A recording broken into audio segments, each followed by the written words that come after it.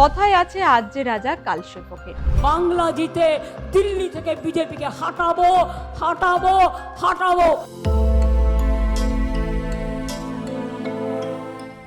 ক্ষমতা যেতেই কি হচ্ছে এইসব তৃণমূলের অন্তরে? ত্রাণ চুরি থেকে মাছ চুরি।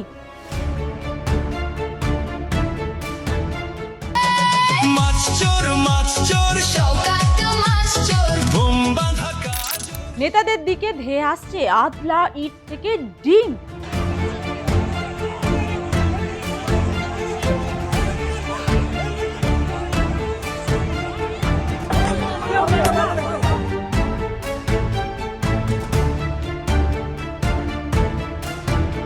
এ কি হাউ হাউ করে কাঁদছেন কল্যাণ?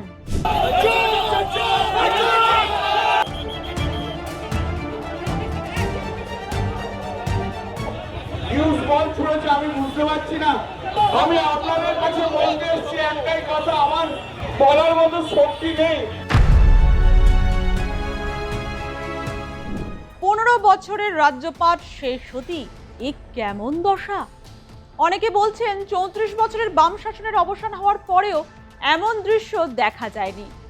একে একে কোন দুর্নীতির পর্দা ফাঁস হচ্ছে? তৃণমূল নেতাদের দাবি বিজেপি ক্ষমতায় আসতেই প্রতিশোধ নিচ্ছে। কিসের প্রতিশোধ? দলের অন্দরে যেভাবে অভাব অভিযোগের সুর সপ্তমে, তাতে করে তৃণমূলের ভবিষ্যৎ আর কতদিন? দিলীপ ঘোষ তো বলেই দিয়েছেন তৃণমূলের অন্দরে মুষল পর্ব চলছে। পুরো পার্টিটাই পচা, তার আবার ভালো মন্দ কি? অনেকে আবার ভাগাভাগি করছেন, গুইয়ের এপিট ওপিট, যেদিকে যান গুই হবে। সেরকম টিএমসিটা কিছু ধান্দাবাজ লোক সুবিধার জন্য এসেছিল, এর জন্য পুরো দায়ী সিপিএম। তারা যে অব্যবস্থা তৈরি করেছিল, অরাজকতা, তার ফলে মানুষ বাধ্য হয়ে এক জায়গায় এসে একটা কিছু করেছিল, যাকে সামনে পেয়েছে খড়কুটো রেখেছিল। পরিস্থিতির কারণে মানুষ মুক্তির জন্য করেছিল। নীতি আদর্শ ডিসিপ্লিন কিছু নেই পার্টিতে, সবাই কামাচ্ছে উপর থেকে নিচে। তো আজ এমন পরিস্থিতি হলো, মানুষ এমনভাবে হারিয়েছে আর কামানোর রাস্তা নেই, তাই ভেতরের সমস্ত ঘা বেরিয়ে গেছে। এ সবই তো শুরু হয়েছে, দেখুন না, অনেক দূর যাবে। আমরা যারা বলেছিলাম যদুবংশ নষ্ট হয়েছিল, এইভাবে মুসল পর্ব এই সময় শুরু হয়েছে। দেখুন কে কাকে মারছে। যদুবংশের মুসল পর্বেতে পরস্পরকে খুন করে পুরো বংশ ধ্বংস হয়েছিল, ঠিক টিএমসি তাই হবে। যত গুন্ডা বদমাশ সমাজবিরোধী ক্রিমিনাল অ্যান্টি সোশ্যাল, তারা হয়ে গেছে নেতা।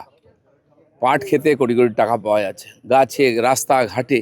পার্টিটারই উদ্দেশ্য ছিল পয়সা কামানো। এইভাবে কোনো পার্টি চলতে পারে? এই 15 বছর পশ্চিমবাংলার যা ক্ষতি হয়ে গেছে, সেটা সবাইকে মিলে ঠিক করতে হবে। আমাদের বাংলাকে আমাদের মতো গড়তে হবে। সেই জন্য আইন আছে, আইনের কাজ আইন করছে, পুলিশ করবে, আর যেটা ওনারা পাপ করেছেন তারা পাপ ভোগ করতে হবে। দল হারার 26 দিন পর অভিষেক বন্দ্যোপাধ্যায় আক্রান্ত ও নিহত কর্মীদের বাড়িতে গেলেন। সোনারপুরে তাকে ঘিরে ধুন্ধুমার কাণ্ড। যে অভিষেক বন্দ্যোপাধ্যায় এতদিন মঞ্চে দাঁড়িয়ে হুমকি হুঁশিয়ারি দিয়েছেন, তিনি কি কল্পনা করতে পেরেছিলেন এভাবে তাকে হেনস্থার শিকার হতে হবে? ইট পাটকেল থেকে ডিম যেভাবে ধেয়ে এলো, সেই ছবি সত্যি নাড়িয়ে দিয়েছে তৃণমূল শিবিরকে। এতদিন শুভেন্দু অধিকারীকে চোর স্লোগান কানে নিয়ে ঘুরতে হতো, এবার তৃণমূল নেতাদের সহ্য করতে হচ্ছে সেই স্লোগান। বাদ গেলেন না অভিষেক বন্দ্যোপাধ্যায় থেকে মমতা বন্দ্যোপাধ্যায়।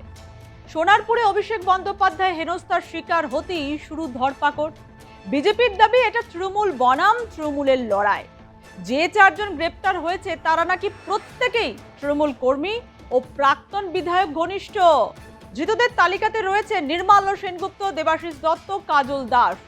3 জনই লাভলি মৈত্রর অত্যন্ত ঘনিষ্ঠ বলে পুলিশ সূত্রে খবর। যদিও লাভলি মৈত্র বলছেন এই নামে ওখানে কেউ তৃণমূল করে বলে তিনি জানেন না। এদিকে তৃণমূলের পক্ষ থেকেও বিজেপির বিরুদ্ধে চক্রান্তের অভিযোগ করা হয়েছে। অভিষেক বন্দ্যোপাধ্যায়ের হেনস্থার মাঝেই একের পর এক কাণ্ড ঘটে চলেছে তৃণমূলের অন্দরে। রাস্তায় দাঁড়িয়ে হাউ হাউ করে কাঁদছেন কল্যাণ বন্দ্যোপাধ্যায়। রাস্তায় শুয়ে একই কাণ্ড, কে যেন ছেড়ে দে মা কেঁদে বাঁচি অবস্থা। চোর চোর স্লোগান থেকে মারধর, কি না সহ্য করতে হলো দলের বর্ষিয়ান নেতাকে। রবিবার চণ্ডীতলায় তৃণমূল কর্মীরা ডেপুটেশন জমা দিতে যান থানায়। কল্যাণ বন্দ্যোপাধ্যায় ছিলেন সেখানে। সাংসদের অভিযোগ, তাকে উদ্দেশ্য করে চোর চোর স্লোগান দেয় বিজেপি, দেখানো হয় কালো পতাকা, এমনকি তাকে বেধড়ক মারধর করেন বিজেপি কর্মীরা, এমনটাই অভিযোগ করেছেন তিনি। এরপর মাথায় হাত দিয়ে রাস্তাতেই শুয়ে পড়েন তৃণমূল সাংসদ।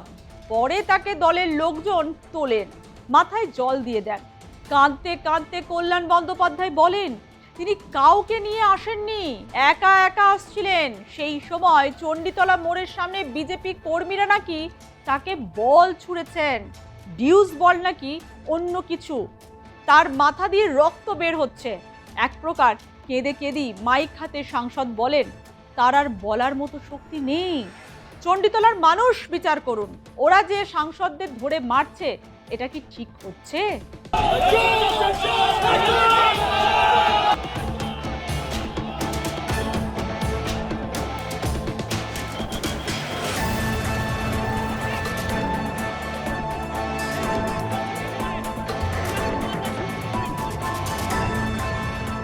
আমি কাউকে নিয়ে আসি, একা একা আসছিলাম এই চণ্ডীতলার মোড়টায়।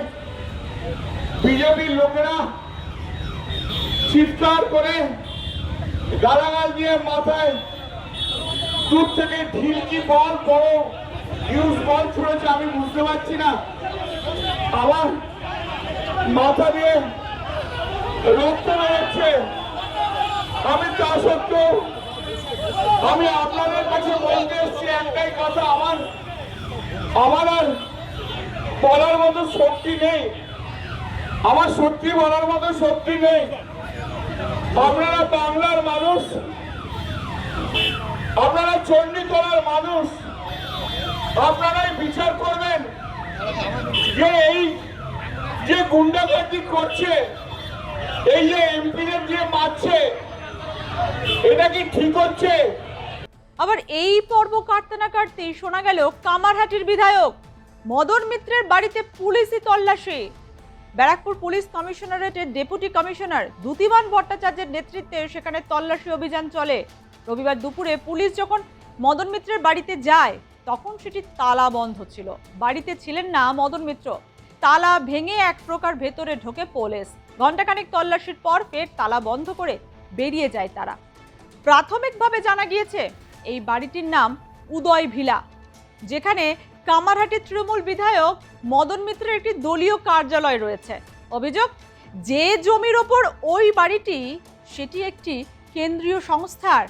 কিভাবে কেন্দ্রীয় সংস্থার মালিকাধীন জমিতে বাড়িটি তৈরি করা হলো তা খতিয়ে দেখছে পুলিশ। শুধু মদন মিত্র নয়, এ যেন সুপার সানডে। রবিবারই খবর এলো পূর্ব বর্ধমান জেলার একাধিক নজিরবিহীন কেলেঙ্কারি ও চাঞ্চল্যকর ঘটনা। পূর্বস্থলী উত্তর কেন্দ্রের প্রাক্তন তৃণমূল বিধায়ক তপন চট্টোপাধ্যায়ের নিজস্ব বাসভবন থেকে বিপুল পরিমাণ সরকারি ত্রাণ সামগ্রী উদ্ধারের ঘটনায় রবিবার তাকে আটক ও পরবর্তীতে গ্রেপ্তার করেছে। অন্যদিকে বর্ধমান দক্ষিণের প্রাক্তন হেভিওয়েট তৃণমূল বিধায়ক খোকন দাসকে রবিবার সকালে উত্তরপ্রদেশের মোগলসরাই থেকে আটক করেছে পুলিশ। পুলিশ সূত্রের খবর, মারধরের একটি পুরনো অভিযোগে খোকন দাসকে ভিন রাজ্য থেকে আটক করা হয়েছে। ভোটে হারের পর যেভাবে তৃণমূল নেতাদের ধরপাকড় চলছে তাতে করে সত্যি দলের আগামী নিয়ে তৈরি হয়েছে সংশয়। যদিও এইসবের বিরুদ্ধে ফের পথে নেমে লড়াইয়ের ইঙ্গিত দিয়েছেন তৃণমূল নেত্রী, কিন্তু প্রশ্ন হচ্ছে যেভাবে দলের কঙ্কালসার ছবি বেআব্রু হচ্ছে তাতে করে কতটা আর ঘর গুছিয়ে রাখতে পারবেন নেত্রী? দলের বিরুদ্ধে, অভিষেকের বিরুদ্ধে যারা মুখ খুলেছেন তাদের বার্তা দিতে তিনি লিখে ফেলেছেন গিরগিটি কবিতা তো লিখে ফেলেছেন, কিন্তু বিজেপির বিরুদ্ধে কিভাবে দলের অন্দরের লড়াই সংগঠিত করবেন মমতা বন্দ্যোপাধ্যায় তা নিয়েই চলছে আলোচনা। এখন দেখার দলকে সংঘবদ্ধ করে রাখতে কতটা কাঠখড় পোড়াতে হয় তৃণমূল নেত্রীকে।